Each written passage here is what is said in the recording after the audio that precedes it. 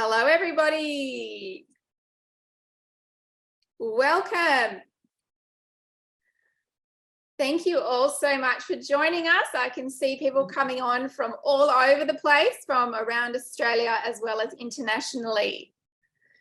Thank you so much for being here today for the Share and Connect with myself, Marian Shapiro, and Michelina Bamford. Hello.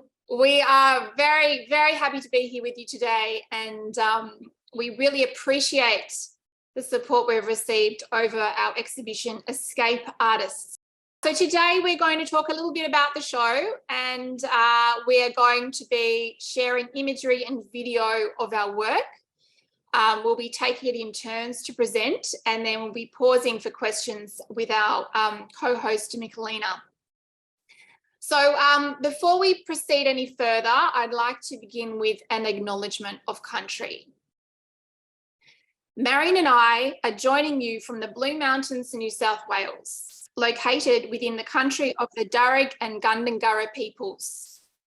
Together, we pay respect to elders both past, present and emerging, while recognising the strength, capacity and resilience of Aboriginal and Torres Strait Islander peoples in these regions.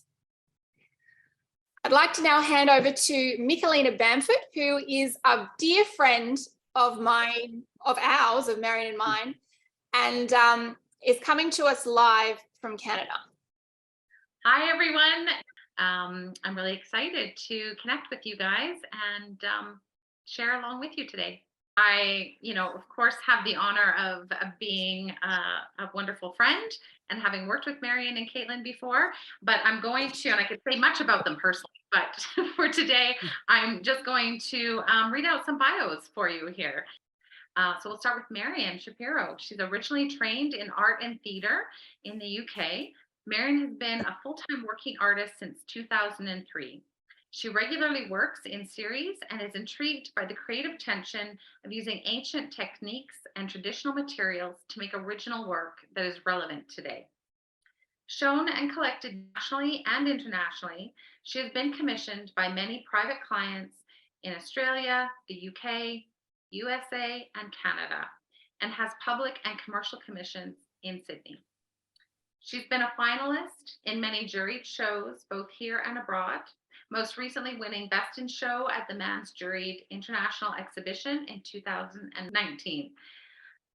Marian's work has also been featured in numerous books, magazines, and on television. She regularly teaches and speaks both in Australia and abroad, and is currently our Vice President of the Mans, the Mosaic Association of Australia and New Zealand. And I'm thrilled to say that she's also going to be one of our guest jurors and coming to Canada very soon in July for the Mosaic Artists of Canada exhibition. So that'll be great to see her here. On to Caitlin now. Caitlin Hepworth is an artist and educator working in contemporary sculptural mosaics.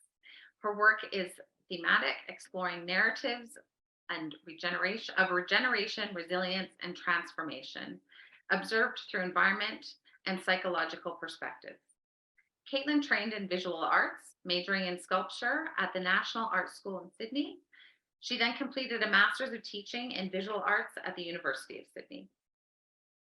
Caitlin's early career was in visual arts education in museums, galleries, and schools before founding her own studio in 2010. As an artist, Caitlin has been represented in numerous national and international mosaic exhibitions. In 2018, she was the recipient of the SAMA, Society of American Mosaic Artists, Robin Brett Scholarship, which enabled her to study with Maestro Verdiano Marzi at the Chicago Mosaic School in 2019. In 2022, Caitlin traveled to Eastern Turkey to participate in the International Mosaic Symposium of Adana. Thank you both so much for being so generous with your time and expertise here. I think there'll be a lot that we can learn from this presentation. Thank you, Michelina. Over to you, Marian. Okay, thanks, Michelina. That was lovely. On behalf of both of us, I'd like to give really heartfelt thanks to all the people who supported us making this exhibition come together over the last 3 years. I mean, you know, we couldn't have done it without you. So thanks to Diana Robson and the staff of the Hawkesbury Regional Gallery, Michelina Bamford and Andrea Kettling. I think Andrea's here as well, who were our studio assistants throughout the project. David Fleming and Ernie Newman, who gave us much needed assistance with wood turning and display construction. And last but not least, David Lacey and Jim Stewart for their assistance and support. Yes, it's been certainly a team effort. Obviously, yeah. Marian and I working closely together, but we've really needed the support of our mosaic community. One of the things we could start with is just to share with you our proposal video. So we applied for the exhibition, was it 2019, Marian? Yep. We did make a proposal video, which is 3 minutes, and I think it might be a nice thing to share with you, which gives you a nice, tidy, rounded idea of what our project was. Hi, I'm Marian Shapiro. This is my colleague Caitlin Hepworth. We're both mosaic artists based in Greater Western Sydney, New South Wales. Our project, Escape Artists, is the result of a creative partnership which spans several years. We have been developing new works for our exhibition, which will be held at Hawkesbury Regional Gallery in 2023. We're telling personal stories with universal relevance, themed on escape and displacement, as well as extending contemporary mosaic practice. The theme explores physical and psychological states, covering distance and time. I am working with a reinterpretation of the phrase fight, flight, or freeze, used to describe individuals' responses to trauma and the process of emotional, psychological, and physiological transition through traumatic states. The initial freeze is slowly overcome by the individual's desire to fight their way toward a new level of understanding. This investigation takes the form of wall hanging and freestanding sculptural forms, which are symbols for the individual and their journeys. In the early 1900s, my grandparents fled Lithuania with their young children. I live in a country I didn't grow up in, and I grew up in a country my parents immigrated to. My take on the theme is to look at the flight of people from one life to another. Many millions of people are in flight all over the world. Amongst other things, my wall-hanging works have been inspired by old maps, with their tears and discolorations giving a sense of history. I also like the ambiguity of the word, not only fleeing from, but fleeing to. In response to the current pandemic, I explore the ambiguity of safety, specifically in my three-dimensional works. Finding visual mechanisms to communicate our sometimes distressing personal stories helps us reconcile our own places in the world and allows us time and space to extend our own approaches to practice. We feel the universality of our concept and stories has great relevance to the communities of Western Sydney and beyond. Like us, almost all families within the current or previous generations hold difficult stories of displacement, trauma, escape, and immigration. It is important to acknowledge these personal histories and the strength of the individuals and communities built on the resilience that surviving these journeys requires. As leading Australian practitioners and teachers in contemporary mosaic, we are actively contributing to the elevation of this minority art form with ancient roots and promoting mosaic as a valid art form for contemporary artistic expression. The primary activity for this project is our exhibition, Escape Artists, in 2023. We will create opportunities for broad audience engagement with programming and resources that reach local, regional, national and international audiences through both physical and virtual events. So I hope that gave you a small summary of what the project is about. And, you know, putting together something like that even takes some time. So it really requires, as artists, us to be very clear about our intentions around the concepts and the narrative of the bodies of work. And of course, because there are two artists, it's not just about one person's narrative or one person's conceptual thought process. It's about a team and that creative collaboration that requires a lot of development and work over a number of years. basically this wasn't our first rodeo. We've known each other for a long time. We've been around in the same mosaic circles, and we've both been students and teachers of each other. So I've been on Caitlin's workshops and Caitlin's been on my workshop. And Escape Artists was not our first collaboration. In 2019, we worked together on a piece for Rachel Sager's The Ruins project in Pittsburgh, Pennsylvania. We were asked to make Australia in mosaic for the map rooms at the ruins. And initially, we were going to install it ourselves in, I think it was initially May 2020. So we'd been working on it from the end of 2019. And then obviously, as we got to the beginning of 2020, everything, the world changed. So we had to kind of change the way we were working.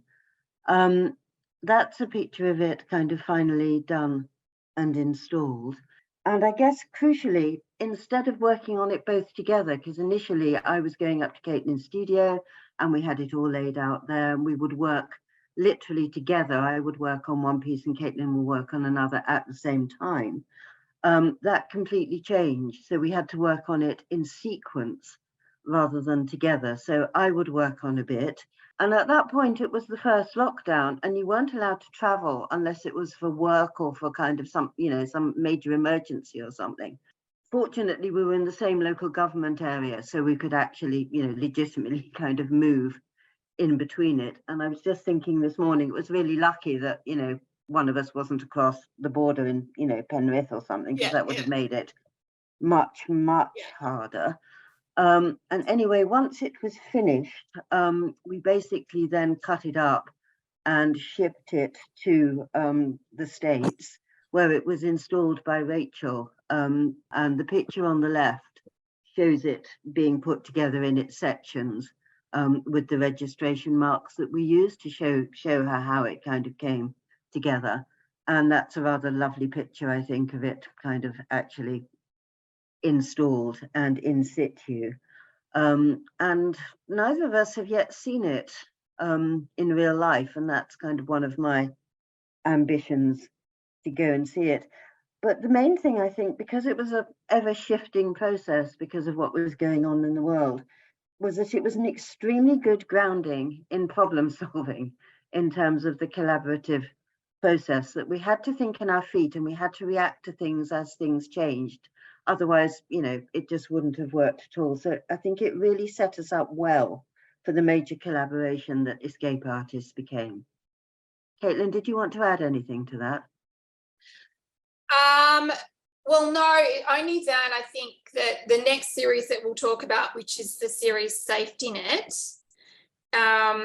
is a continuation of that collaboration. I mean, the whole exhibition is a collaboration, but the next series we'll discuss, which is Safety Net, again, we worked through the changing over of the mosaic work between us.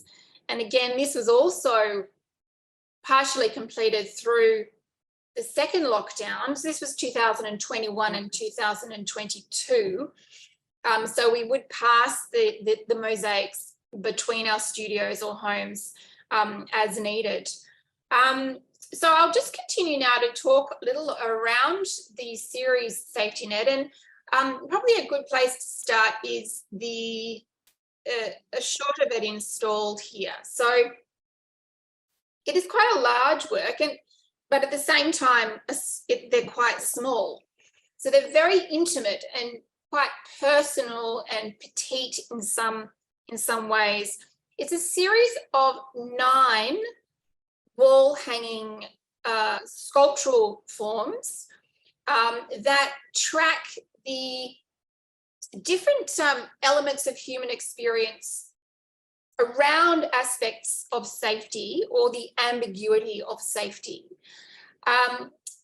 There are 9, we call them pods in the series, but we did make more than 9, didn't we, Marian? It was so selection, really. Well, yeah, some didn't make the cut. Some didn't make the cut, and some have several iterations. So where they began is maybe not where they finished up. So I've been sharing these on social media over the last couple of weeks, and I've added a little bit of a story about each one. So I won't read those out now. You can have a little read of the text on the screen, but you could also visit some social media and have a look at that. But essentially, they all have a different personality. So this is the little first one, which was our baby pod, which we titled Cradled. And it does feel the safest of the 9, doesn't it, Marian? And when we look at it, it actually started like this. This is the first one we made. I mosaicked the pod and Marian knitted the copper of this particular one. But we felt it needed some more after this initial stage. And then we went on to develop this outer layer, which reminds us slightly of a blanket wrapping around the form. And that outer layer actually came from a pod which was completely different, and the pod that was originally in that outer layer actually didn't make the final series, but we reused the outer layer and added it to our baby. That's right. So there's a lot of kind of toing and froing, and there were things that we made that we didn't like, or one of us didn't like, or both of us didn't like, or we loved at the beginning and then we changed our minds. So it is a real journey. This second one we do love, though. This is we've affectionately called this one the favourite child, because it's our favourite, and the title is Self-Made Prison. It has a really beautiful sense of decay, if you can describe decay as beautiful, but the way that the materials have come together in this particular example, we found very exciting, didn't we, Marian? Yeah. And I think this is also one where it's a real example of, we passed it between us, and it's not just a matter, if one person starts, it's really not just a matter of the other person, oh, I need to try and make it, look as if I'm channeling the other person's work. It's more about making it your own but harmonious, and having a conversation between the two works so that it's seamless, but also that the differences are there. And some of them, I look at areas and I know which bit is mine and I know which bit is Caitlin's. And then I look at other bits of it and I'm not sure. And I think that's, really kind of essential as, part of the process. I guess the other thing also to say, which we haven't mentioned, is that I did the copper knitting. And when you started off, it's quite a bright copper colour. And then we started to talk about patination, which Caitlin actually developed as a process. So yeah, thank you.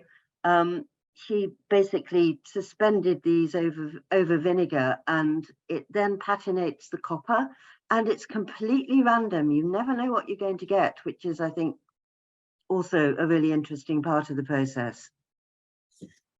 That's right. So I found that if I immersed the copper in the vinegar, it would almost clean it. Yeah.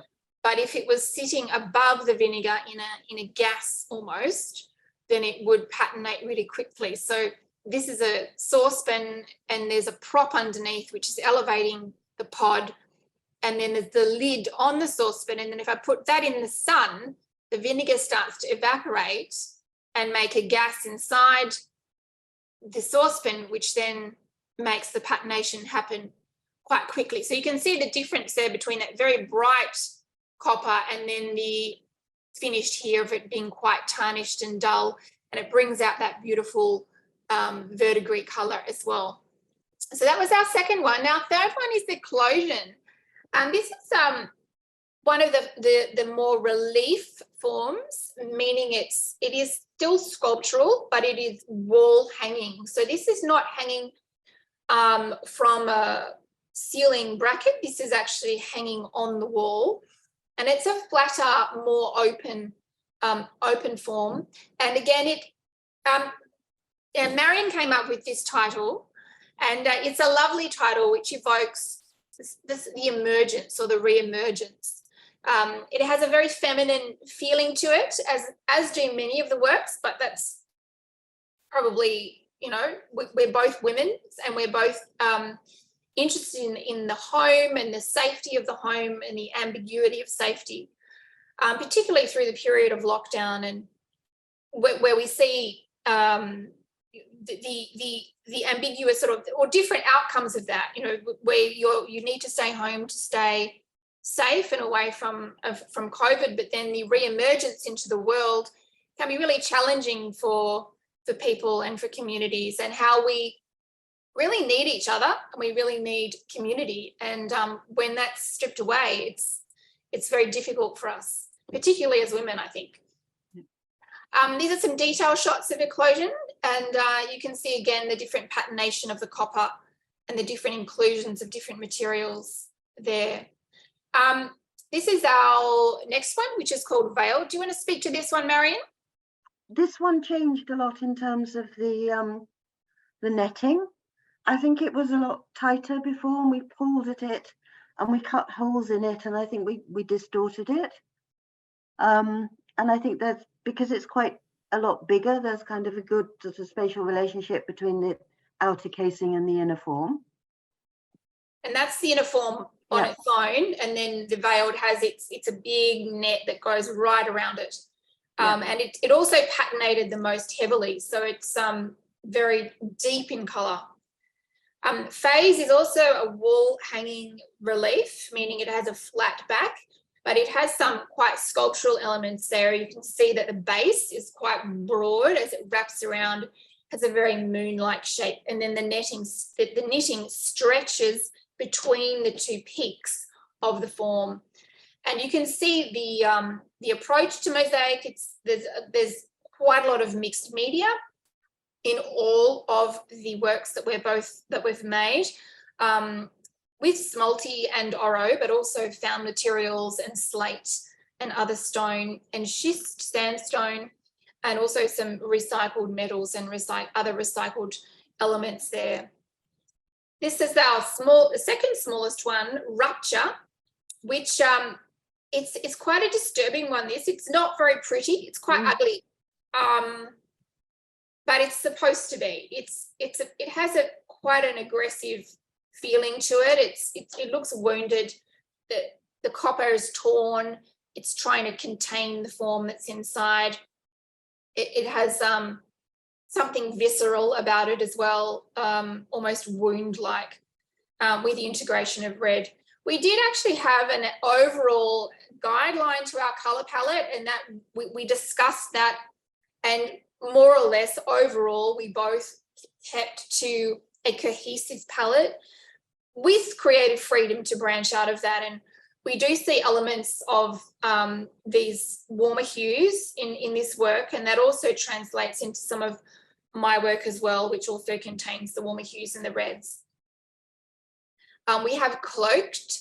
Again, this went through several iterations. The outer shield or the cloak that houses the form, we had a different form inside, but that was discarded. And then we really enjoy the way that the perforations in the knitting allow you to see through to some of those elements underneath. So it's often quite difficult to see the details of the mosaic, but that's intentional because the mosaic is somewhat concealed, protected or shielded from view by the knitting.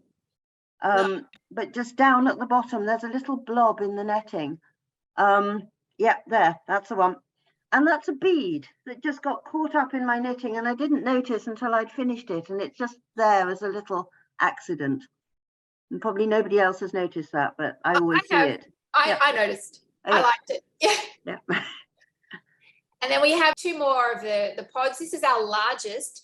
And sometimes it's hard to get a sense of the scale when you're looking at these as individual photographs. But this is the largest pod. So it's about nearly 30 centimetres in height. The actual nest at the bottom is quite large and very heavy. Marian mosaic the inside of this one. I did the outside, Marian did the knitting, and it really feels like very much a nest-like form.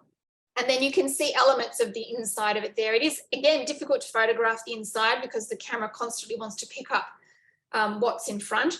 But you can see elements of the glimmering gold, copper and stone coming through from the inside of the form. And then the final piece is Gilded Cage. And again, quite a small, petite work. this is the work in my hand. So you can see how small it is. And then it's housed within this quite pear-shaped outer shell, which actually was the shell for the first one originally. But again, we've moved it around, and it has, again, a very feminine form, and it's sort of slowly emerging. So that is our series Safety Net, and again, another install shot from the gallery there. And I might just go to Michelina if you've got any comments or any questions Sure do. come in. Yeah, I sure do. That's great. A few things here. First of all, just going back to the very beginning when you spoke of how this started coming together, I'm just curious about how you guys actually came to some resolutions. You said that, you know, if someone didn't agree or you wanted to change something, I'm really curious about that process. Like, was there a lot of compromise? Did you find that you were mostly on the same page? Or if you really didn't agree with something, you know, what did you do? I think we mostly did agree. I mean, it really was a process, because as we made more and sort of started kind of swapping bits around and then added elements of one to elements of another, you know, it was really a bit of a journey. Originally, we'd only planned 5, but we just loved the process so much, and we loved what we were producing so much, that it turned into 9. And honestly, I could have made, you know, I don't know about Caitlin, I could have made 40 of these. I mean, it could have been the whole exhibition, but that wasn't, you know, the original point of it. And Yeah, I that's just wonderful. loved making them. Yeah, so you obviously had a lot of alignment then, not a lot of compromise needed. Well, there was one that I think Caitlin would have preferred to go in, but I really, really, really didn't like it. And I think at the end, I was just kind of felt I have to be really firm about this, because it's not talking to me. And I don't know, Caitlin, if there was that process on your side as well. I didn't like a couple of them, but then they were edited out anyway. So, and then it became to the point where the work was so intertwined that, and it became more about the series as opposed to about individual contributions. So then the series started to have a life of its own. And I think you've said it a few times, Marian, it became more than the sum of its parts. Oh, absolutely. Yeah. And just to add quickly, the branches, which are part of the display, which are also wire wrapped with kind of scraps of our knitting, and we made some new bits and pieces like that. They were absolutely last minute addition. Caitlin thought of it, I think, literally maybe 3 days before we were going to install it. And I was kind of, oh heavens, we, you know, at the last moment, but then we did it, and she was absolutely right. It really enhances it. Yeah, I think it helps to contextualize these, and they feel as if they are hanging in trees or in a forest. I think it was a nice addition, and it worked well in the gallery space. Oh, absolutely. No, you were right. We also had a question about the copper colored blobs from Marg. And so could you clarify that, maybe, Marian, exactly what they are, where you get them? They're lumps of copper. They're called copper nuggets. We did get them originally from a supplier in Australia who does a lot of weird stuff. And I can put that in the chat if you want. She's been unable to get them since lockdown, since COVID, basically.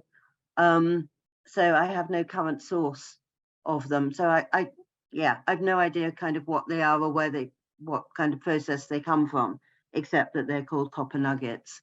And I just think they're really interesting visually. Yeah, they're wonderful, and they just tie in so beautifully with the copper knitting as well.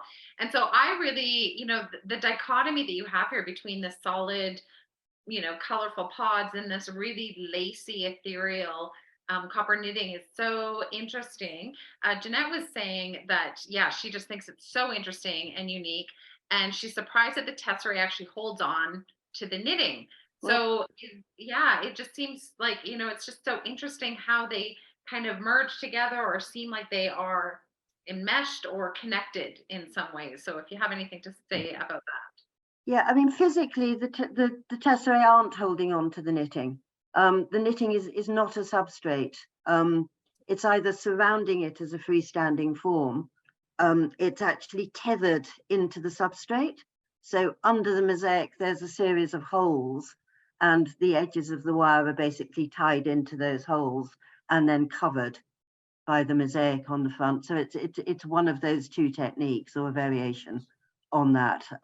There's no point at which the tesserae are actually on the copper knitting, because it wouldn't hold it, because it's flexible. It's just stunning the way they've come together. I was really enamored with this collection, and I actually bought one of the pieces. So the very last one, Gilded Cage, I'm honored to have. I wanted just to talk a little bit about the Exodus series. My individual work in the exhibition is made up of two series: the Exodus series, which is the first one, and New World Order, which I will talk about a little bit later.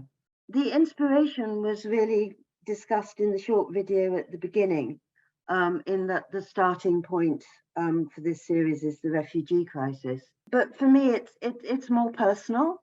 My great-grandparents were refugees at the early part of, well, kind of 1904, 1907. So the connection is both personal and political. I've made personal work before, and I've made political work before. But for me, this has been a real turning point, because it's the first time in 20 years of mosaic making that I've actually put the two things together. So it's both kind of deeply personal and political at the same time. So the two kind of halves have really come together. And the two works I'm going to talk about, which we'll kind of come to in a second, basically will represent, if you like, the end and the beginning of the series. So that's kind of why I picked those two. There's kind of common themes running through all these series, which are earth and sea. So that's kind of the reason for the color palette. This was the first one in the series, and it's called No Place Like Home, and it's inspired by maps, basically by old, faded and torn maps of the world. And I deliberately worked in monochrome so that the meaning of the piece would kind of slowly come into focus. And lots of people don't see that it's a map at the beginning, and that's completely deliberate. I don't want you to see that it's a map at the beginning. I want you to actually discover it. I used marble for the ocean area and unglazed ceramic for the land masses. And although the color palette is the same over the whole of the piece, the textures and the andamento, so the laying style of the different areas, are very different between land and sea. It's also, I guess, significant in that this was my first use of wire integrated into a mosaic. And in January of 2019, I'd attended a fabulous wire knitting workshop, specifically with the aim of integrating wire into the work. And I've been doing that ever since, and it's become a bit of a kind of signature thing. In this work, though, I actually used a completely different technique from what I'd learned in the workshop. And YouTube is a wonderful thing. I looked up how to weave fishing nets, and I set up an impromptu loom on my easel. And I then used copper wire to weave the net, and it's the way that fishing nets are woven. And as I wove, I did what you can see closely on this particular detail piece. I actually wove the people into the net. And it's a metaphor, really, for people who are often traveling by sea, caught up in events beyond their control. And I then attached the net to the actual mosaic. And you can't see where the attachment is, but it basically curves over the front of the mosaic, and it's attached at the back at the bottom and at the back at the top. I'll go on to Continental Drift now. And that's the most recent piece in the series. That was made, I think, pretty much in the last 2 weeks before the install. And I had the idea for it, but it was kind of a bit slow coming together. And a lot of the other pieces were planned. This one kind of evolved more. On the face of it, it's about the movement of people across continents, about breaking old connections and making new ones. But for me, it's also about how history affects the present. there was an older piece called Here Be Dragons, which had been one of the original pieces for the show. I made it almost immediately after No Place Like Home, and it's another map. And it never kind of quite felt resolved to me or too literal. There was just something about it that I felt kind of wasn't quite right. So I took it out of the exhibition, but I still wanted to use it in some way. And I decided that I'd basically destroy it and reinvent it. And I went at it with a pair of wire snippers, and this was an immensely satisfying thing to do because it kind of transformed it as you cut it. Because again, you didn't have much control about how you cut it. It would kind of split along different ways, like on the area, you know, the line that's between the different areas. It would decide it wanted to go that way. And then you ended up with some really big pieces and some really small pieces, and then some little kind of crumbly fragments. So I then took those bits and made some new substrates, so the 3 substrates that you see in Continental Drift, and then used the bits of the old mosaic, which are the kind of blue and kind of dark terracotta pieces, and integrated that into the new form, which is that kind of golden colored marble. A lot of it was just quite kind of instinctive, and you just thought, oh, this bit goes there, it talks to that bit, and then how do I resolve the area in between? The circular shape of the hoop at the back represents the world, and the wire, which you can get a kind of good close-up of now, it's mainly a technique which I think rather aptly is called random weaving, and that kind of reflects the randomness of the whole process, if you like. And you can see it, if you want to, as a metaphor for the connections between old homes and new destinations. And I'm kind of fascinated by, yeah, again, that sort of ambiguity of safety thing, and the whole idea of home.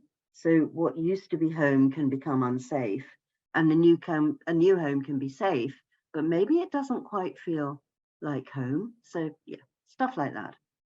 I'm curious, Marian, do you feel like you're sort of done with this series now, or is it something you're going to continue to build on? I'm done with it at the moment, partly because I actually have another show coming up at the end of this year, because I must have been an idiot to apply for it, but I did.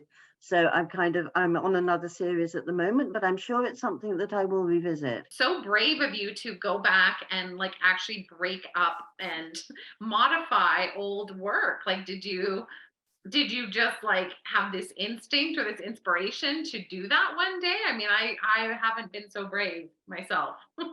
Well, I knew it wasn't working as it was. It just, and I couldn't quite put my finger on why not, but I knew it wasn't. But I still really wanted to use it. So, you know, basically destroying it and reinventing it became the obvious thing to do. I know when I talked about it to some people, I mean, Caitlin thought it was a good idea, but I know when I talked to Andrea that I was going to chop this piece up with wire snips, that she was absolutely horrified. But I think, yeah, I'm really pleased I did. And I've still got about half of it in crumbs and bits in a box. And I'm not going to throw that away. So that might, you know, appear in other iterations in future series or future bits of this series. Well, very cool. We all just need bigger studios again, more stuff to hold on to. It's fantastic. I think that's it here. So we'd love to hear from you, Caitlin, now with your Flight to Freedom. Okay, well, thank you so much, Marian. And I think where Marian's presentation concluded really highlights the benefits of taking risks with your work and pushing further than perhaps you otherwise would ordinarily push. So in Marian's case, taking a work that she wasn't quite happy with for some reason and being brave enough to break it into pieces and do something else with it. So that's really admirable, Marian, and congratulations. That's a fantastic body of work. Well done. So I'm going to be talking about my series Flight to Freedom, and I think I'd like to take the approach of talking about the aspect of series. And this has been in progress since 2019. So it was in 2019 that I was fortunate enough to travel to the Chicago Mosaic School, and I was working in a sculptural mosaic workshop with Verdiano Marzi, and I was making a substrate. And that substrate has ended up being the final piece in this series. If we then work backwards, the first piece in the series is this one, and this was the last piece that was made. So it doesn't necessarily mean that the first thing you make is the first piece in the series. So in my case, the first thing I made is the last piece in the series, and the last thing I made is the first piece in the series. So it's all a bit back to front. So this work conflagration is one I'd like to focus on, and it was made in the last week or so, 2 weeks before the exhibition opened. And I feel that I'm a kind of a business end person, and I know that that can be challenging for my collaborators occasionally, but I really do, push it all out at the 11th hour. It's like I'm working towards it, I'm generating ideas, I'm marinating in my head, I've got all these thoughts that can't quite get it out, and then boom, at the end, it all comes out in a rush. So this piece, Conflagration, as well as my other series, Allowed Ground, which I'll talk about later, were all made in the last sort of month before the show.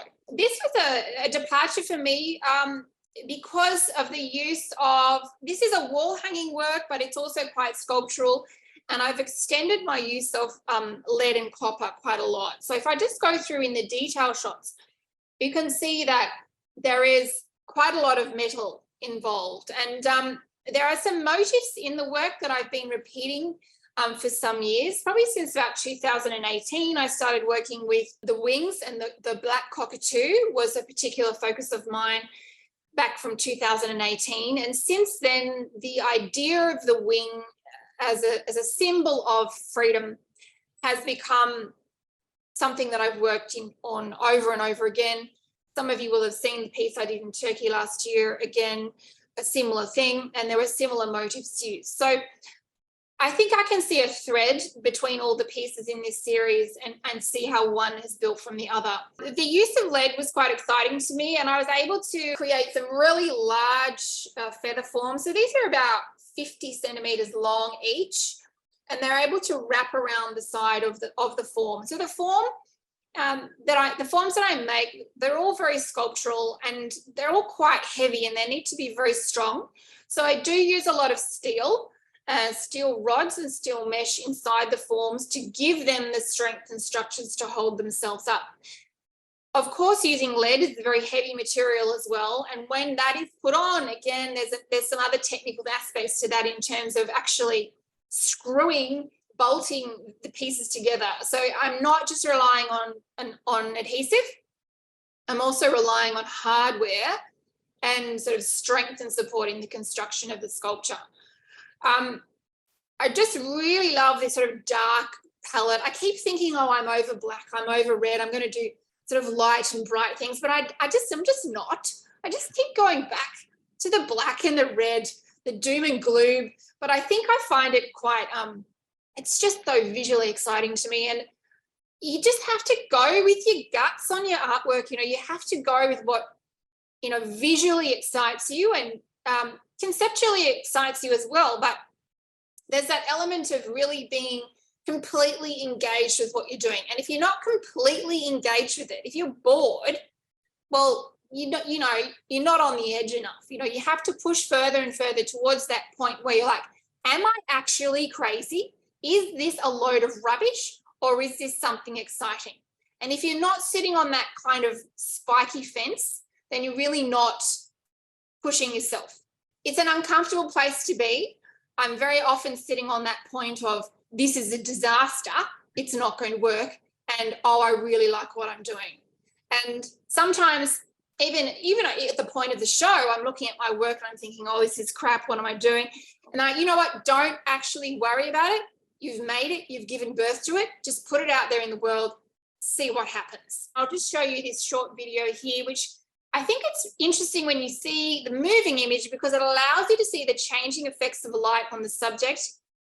It allows you to see more of the interplay between the elements, some more matte materials like the lead versus the shinier elements such as the stained glass, the copper and the smalty, and also the textures as well that come into play together. A lot of circumactum in there. My favorite pattern, as those of you who have done my online classes know, I just love the fan shape. And it's particularly useful in this style of work with the feather motif. So the second work in the series is Losing Touch. And this was the second work that was made back in 2019. And this hangs from the ceiling and actually turns. So it's not motorized, but it turns in the ambient air. So if you nudge it or you walk past it, if there's movement in the air, the work will turn. Conceptually, the first one is about the fall. The second one, this is Losing Touch. This is about the freeze, the disorientation that people experience after traumatic events, feeling lost, lacking grounding. The third one in the series was Armoured, and this represents the fight or the finding the inner strength to rise above the challenges. Now, it doesn't matter what it is. We've all got challenges. We've all experienced difficult times, whether it's in terms of a political climate or whether it's in terms of our own health or our own psychological health or perhaps the trauma that we've experienced. So this is symbolic of that inner fight, putting on your armour, going into battle, and either you're going to sink or you're going to swim. This piece is again a relief piece that hangs on the wall. It's cast from my body, and it is supposed to be like an armoured breastplate of a female warrior. And so I cast it from my body, and then I created a fiberglass shell, and then I mosaicked on top of that with a range of materials, predominantly smalty, as well as some oro there as well. So that's the third one in the series, which is Armoured. And then the fourth one is Ascension. And Ascension is symbolic of the rise, I suppose. You're overcoming the hurdles, you're moving forward, you're starting to come to terms with things. And it's again another wall hanging relief. I've avoided the black and red in this one. I don't know quite how, but I have also used some copper and some brass and some other mixed media. And I think these detail shots help you to see. There is some similarities in the motifs there that I've used on the forms, and the way that it is obviously a wing, but it is also a torso. So again, the feminine is there in all of my work. The body is so important, and you can see in each of the pieces there's an element of the female form. My initial training, as Michelina highlighted in the beginning, was in sculpture, and predominantly I was working again over and over and over with the female form. So it's something that has been with me since the beginning, and I'm still working in that way now. So the final piece in the series is Levitation, and this is a freestanding sculpture. So this is one side of the work, and then this is the other side of the work. And again, this was one of the first, the substrate was made first, but the mosaic was finished actually almost second last. And you can see it rotating here. So there's also the use of flint on this piece. I have used lead. You can see little lines of lead in there. And that was a technique that Verdiano Marzi introduced me to, as well as the use of flint. And you can see as the form moves, you get a good idea of the details and how the form changes. So this is the fifth one, which is titled Levitation, and it's symbolic of that of freedom and flight and hope. Thank you for that, Caitlin. Joe is wondering about the casting process involved in making Armoured, and we may not have, I'm not sure how involved you want to be with your answers, or if you want to address more of the technical. Yeah, I can quickly talk to that. So I use plaster, or I I took off my clothes. I covered myself in body lotion. I covered my body in plaster bandage. So plaster bandage, and then that sets hard. Remove the plaster bandage from my body, had a shower. Then I made a cast of that. So I used that as the mold, and then made another plaster cast inside the plaster mold. So then I had a positive plaster version of myself. And then over that, I applied the fiberglass mesh, thin set, etc., to create a robust substrate shell, which was like I was putting a chest plate on my body. And then I mosaicked onto that. So it's a bit of a process. Yes. I hope that answers the question. Yeah, and another just technical question. Mark's wondering about the flint and how challenging it was to cut and break flint. Well, it's very hard. Obviously, it's a tool that's been used for thousands of years. So I was actually able to use it already broken. So I could snip the finer parts of it. I could snip finer edges and details of the flint. So that for those of you who are wondering what that is, that's this material here, this sort of light grey brown stone. I got it when it was flaked. It was very flaky, and then I was able to facet that and trim it down. But yeah, it is a hard material. All right, thanks everyone for your questions and comments. It's so good for all of us to see what you're interested in or what you're curious about. We're going to go on to Marian's next section now. I just want to talk briefly about the second series in this, which is called New World Order. It's a very small series. It's only got 3 works in it. And they were all recent. They were all completed this year. They're all 3-dimensional, unlike the Exodus series, which are on dimensional substrates, which are wall hanging. It was partly because of the long genesis of the show. We started thinking about it in 2019, and here it is in 2023. So I wanted to make some work specifically for this show, which directly addressed more recent and more current events, so specifically the pandemic. It seems silly not to address the elephant in the room. We'd started on one subject, but it felt we have to address kind of current concerns as well as more universal concerns. And in some ways, this little series also revisits what we were visiting in the pod series, which is about the ambiguity of safety. This was the smallest one. I think I made this one the last, and it had a lot of kind of toing and throwing. I kind of envisaged it as one thing, and then it turned into something else. So there was a lot of kind of experimentation on this. The other 2, which are the sort of more circular globe-like ones, encircled and enveloped. This one again is freestanding. It just sits on a plinth. These have got really more direct references to the shape of the world. So in a way, they also talk back to the Exodus series. So with this one, the outside is the earth.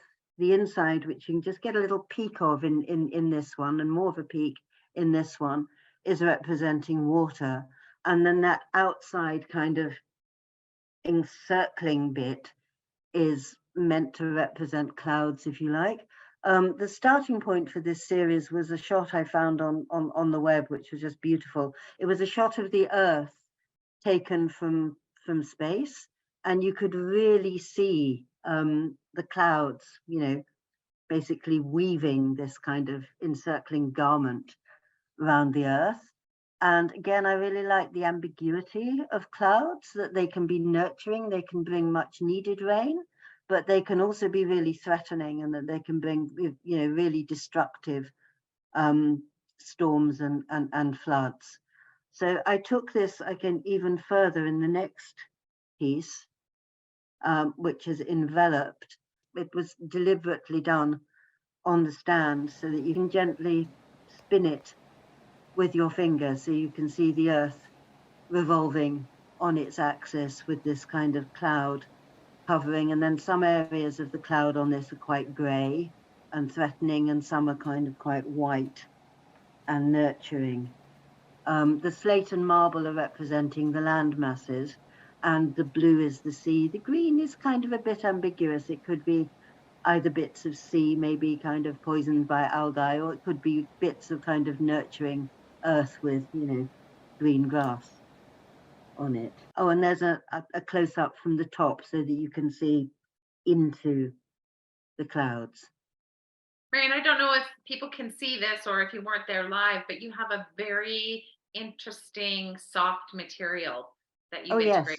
The material which is on the inside of the clouds is something called silk paper. You get these very thin sheets of silk, and when you pull them apart, they stick to your fingers, you know, and then you can't get them off, so it's kind of quite annoying. My cat got into my bag of silk paper once and was just very kind of, oh, get this thing off me. And basically, you smooth it out with water and detergent, and then you add fabric stiffener to it, and then you hang it up and dry it. And it becomes this quite malleable paper, which you can use in lots of different ways. So you can use it dry, or you can form it while it's wet and kind of glue it into things, which was pretty much what I did on this one. And then I also left some bits, so that kind of fluffy bit at the right that's just going past you, that was just the raw silk. So that hasn't got kind of fabric stiffener or any kind of glue on it. It's just kind of fluffing up. Can you speak to what, there's a lot of different mixed materials in there. Can you please just let us know what those are? There's smalty, there's slate, there's the copper nuggets, there's gold. There's, yeah, stone that I kind of found in the garden, or we found on walks, local stone. I think there's some bits of pyrite nuggets in there as well. And there's some coral as well, and some shells. I'm kind of quite drawn to things that have got weird and interesting textures. And when I was looking at this earlier, I was aware that the clouds have a lot of kind of sea-based material in them, which is not necessarily, you know, maybe it's a bit of a disjunction because there's coral and shells in the clouds, but I just used them because I liked the color and the texture and I thought it worked. They're lovely, Marian. Thank you so much. We're going to go back to Caitlin. Okay, I'm going to speak a little bit about my work, Allowed Ground, which is an installation. The full title is Allowed Ground on the Cusp, and you can see that it contains two feathers, which are the feathers of the glossy black cockatoo. The glossy black cockatoo, one of our very, very precious native birds, is now classified as vulnerable in my area. And the main reason for that is that their habitat is being lost. And the thing that many people don't realise about this bird is that they only eat one tree, which is the aloe casuarina. They eat the seeds from the cones of the aloe casuarina. So a lot of their feeding grounds and the paths of their feeding are being broken up. So where they can feed is becoming more and more reduced. Now I've symbolised that through the use of the steel ring, which wraps around the base, which is a commercial tree ring. So this commercial tree ring is being used here as a symbol of our desire to contain the environment. In the top of that tree ring, there is a collection of casuarina pods. So now in the centre, there is the aloe casuarina cone, and around the outside is the more common casuarina cone, which the glossy black cockatoo does not necessarily eat. You can see that there's a red ring around the base of the feathers, and that is fire glass. So glass that has been slumped, burnt in a fire, and that ring, that represents a ring of fire, which is one of the other. So there's the containment of the environment by our urban sprawl, and there's also the destruction of the environment through bushfire, symbolised in that base. Around the outside of the ring, I have mosaicked the title, Allowed Ground, on the cusp. Allowed meaning a bit of a play on words, or hallowed ground, or allowed ground on the cusp. So their feeding grounds are on the cusp of vulnerability, and it's, you know, if we're not careful, extinction. The two feathers themselves represent the family. Now, it's symbolic of the black cockatoo, but also of families in general. This is the bonded pair. So they mate for life. And in this example, I have created a male and female pair. And the thing that I have learnt through this is that primarily it's the female that has the tail bands. So the first one I'll show you the detail of is the male, which is ZZ. So the title's Allowed Ground ZZ and ZW. So ZZ is the chromosomal code for a male bird. ZW is the chromosomal code for a female bird. So Allowed Ground ZZ, this is the male, and it's probably about 1.30 meters high on the stand, and then it's double-sided, so you can see the two sides of the form here, created with a steel rod through the centre, a steel mesh, thin set of fiberglass mesh, and then mosaicked with mixed media.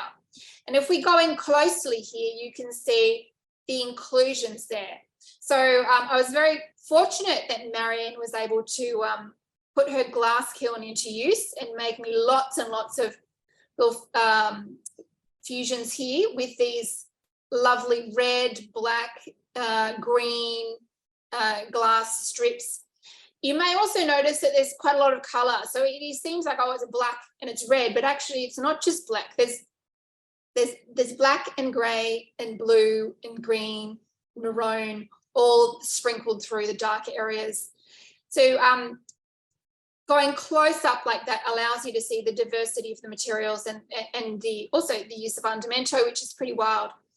This is the ZW feather, and you can see the tail bands, which are these black lines that are predominantly seen on the female, also the male, but mostly the female. And again, the use of fusions and copper through there. I've also used a range of mixed media. When we go in closely, you can see the fairly wild undimento that I've used through the base bit there particularly, and the copper.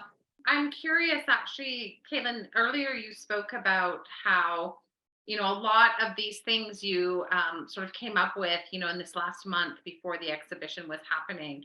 And, you know, everyone works so differently.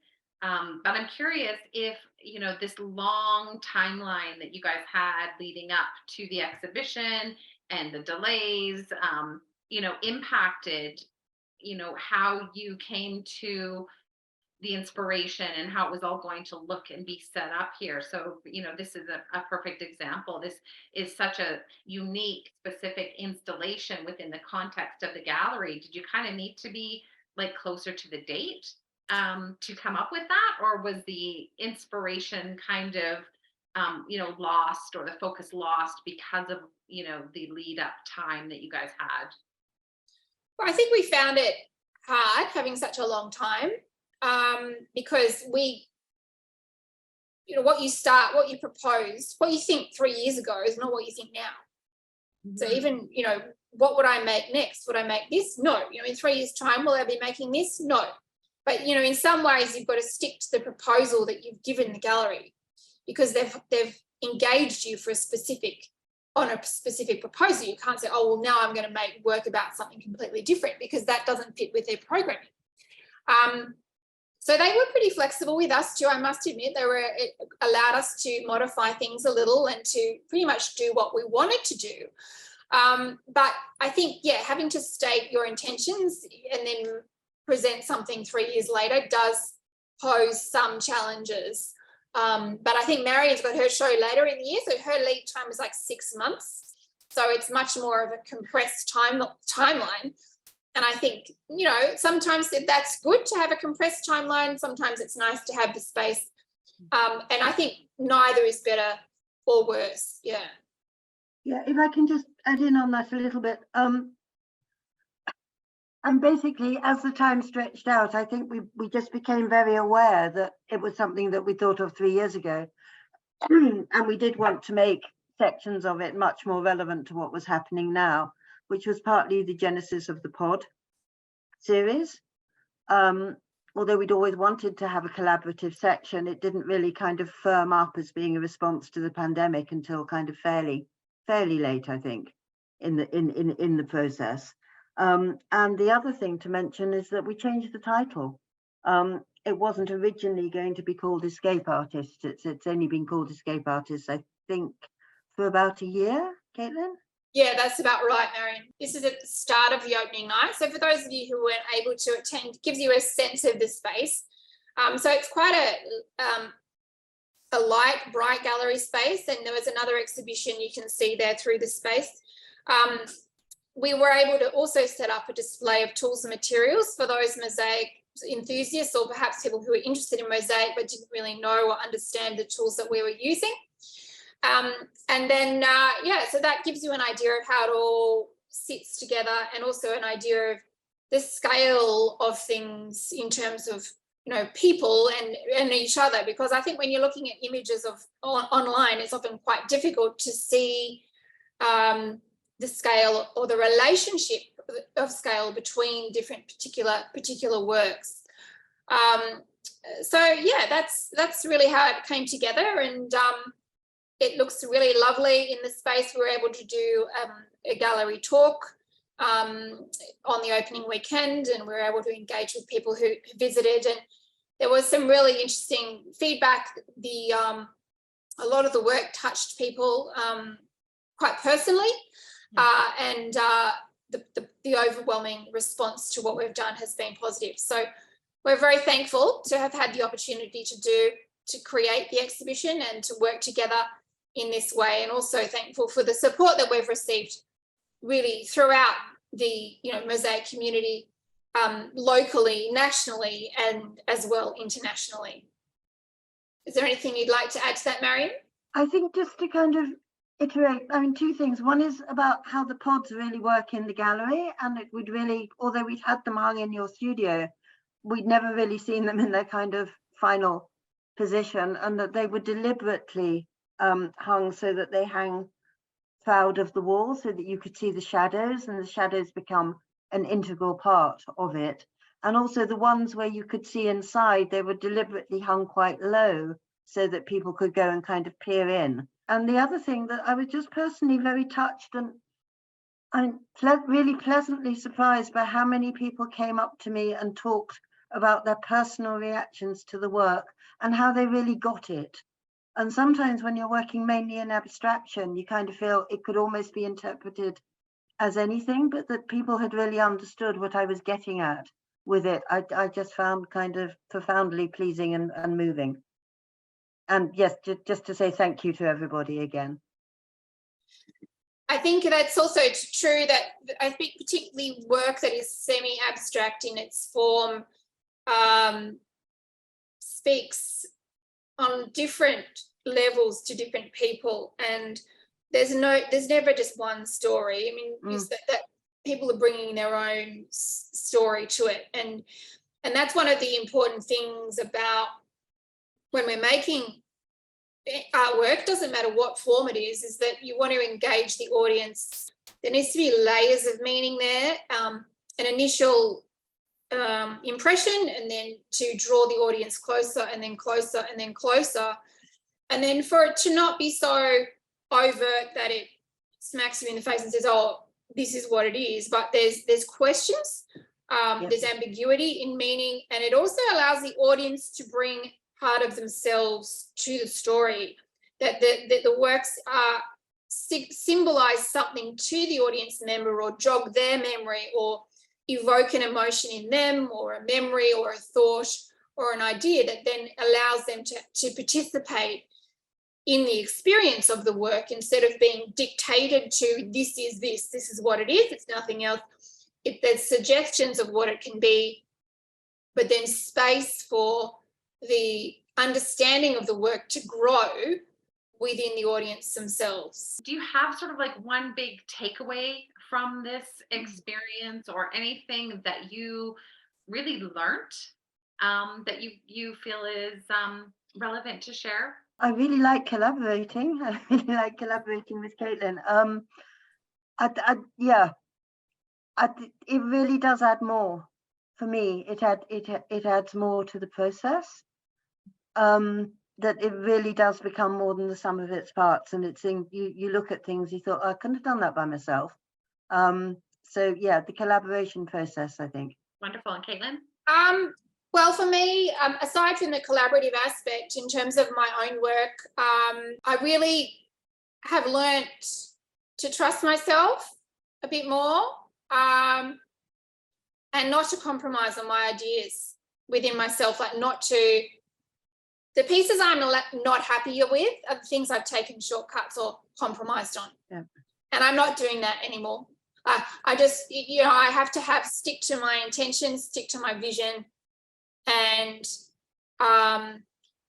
I suppose that's one of the great things about a regional gallery exhibition. So we have our national galleries, our state gallery, and then our regional galleries. So these are funded spaces, which means they are not commercial galleries, which means we are not making work with the primary intention of selling it.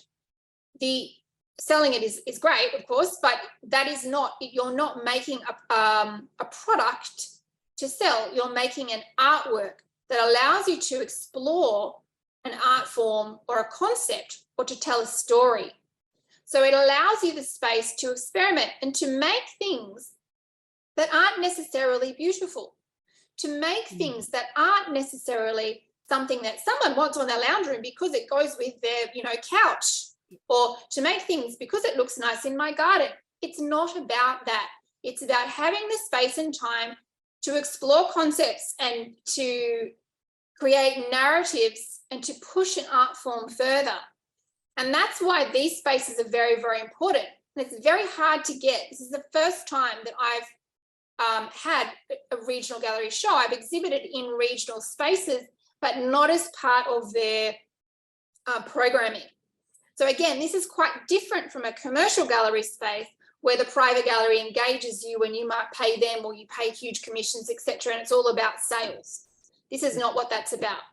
So in some ways, it's been great to have the creative freedom and space to explore concepts and the art form in a way that I perhaps haven't had before. Yeah.